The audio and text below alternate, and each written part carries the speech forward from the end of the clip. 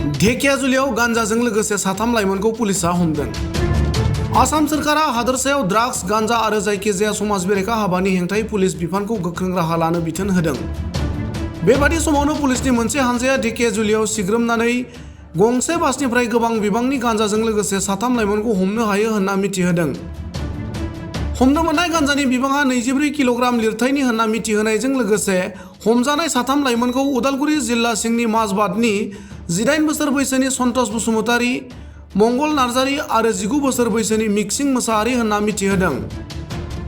साथाम लाइमोनफोरा गान्जाखौ आयेन बेरेखायै अरुणाचल रायजोनिफ्राय लाबोनानै तेजपुरसिम लांबाय थादोंमोन होनना सिमान जायो। हमनो मोननाय साथाम आयेन बेरेखा गान्जा फालांगिरिखौ धेकियाजुलि पुलिसा बांसिन मिथिनो थाखाय थानायाव लांनानै सेबनायजों लोगोसे हमजानाय साथामखौबो आयेन बादियै साजा होनाय जागोन होनना मिथिहोदों।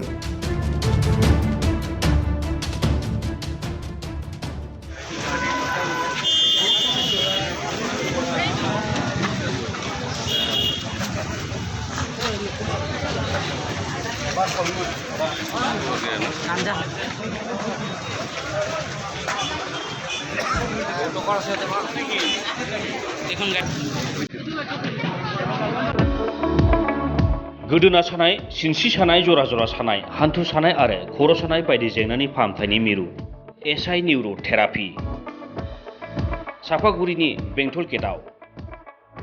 आथिं फारसे थांनानै थाफ्लि गंसेयाव सागाबाय थायो आरो मैया नाजाफैदोंमोन नालाय दा एसे मोजां दं आरो।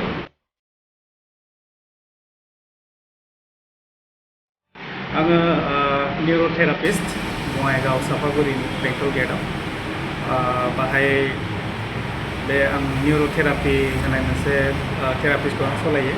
दासिमहालागै आङो 10 मास जाबाय बाहाय। 10 मासनि गेजेराव गोबां मानसियानो माने बेबायदि हामनानै थांनायखौ थांबाय, मोजां मोनबाय। सोरहाबा पेरालाइज, सोरहाबा बेबायदिनो सिनस्रि सानायफोर, सेटिका जानायफोर, सार्भाइकेलनि प्रब्लेम बा हान्थु सानाय, एंगल सानायफोर, टेनिस एल्ब'फोर, माइग्रेनफोर, नैबेफोर बेमारफ्रा हामनानै थांबाय।